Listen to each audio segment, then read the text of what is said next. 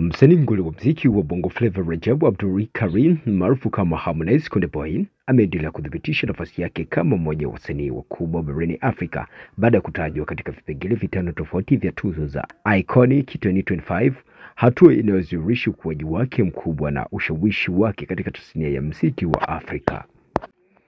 Kwa mwaka huu Harmonize ametajwa kwenye vipengele vingi ikiwemo msanii bora wa kiume wa Afrika Mashariki, wimbo bora wa mwaka, video bora ya muziki, ushirikiano bora wa kimataifa na msanii bora wa Kiafrika kwa ujumla. Uteuzi huu mkubwa unakuja kipindi ambacho Harmonize ameonyesha kiwango cha juu katika kazi zake za muziki, hasa kupitia nyimbo zake za hivi karibuni kama Lala, Furaha, Best Couple na Kidede ambazo zimepata mapokezi makubwa ndani ya nchi ya Tanzania.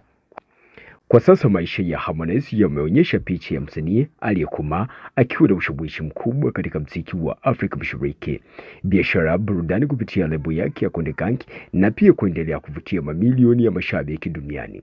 Licha changamoto kadhaa ambazo amewahi kupitia katika safari yake ya muziki, Harmonize ameendelea kusimama imara, akionyesha kuwa ni msanii mwenye maono na nidhamu kubwa ya kazi.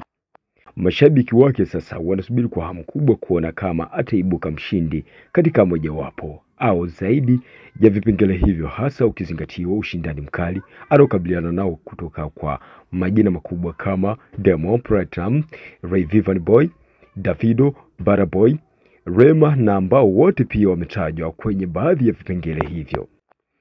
Bila shaka uteuzi huu wa Harmonize ni ushahidi tosha wa juhudi zake, ubunifu wake na jinsi muziki wa Bongo Flava unavyozidi kupenya kimataifa.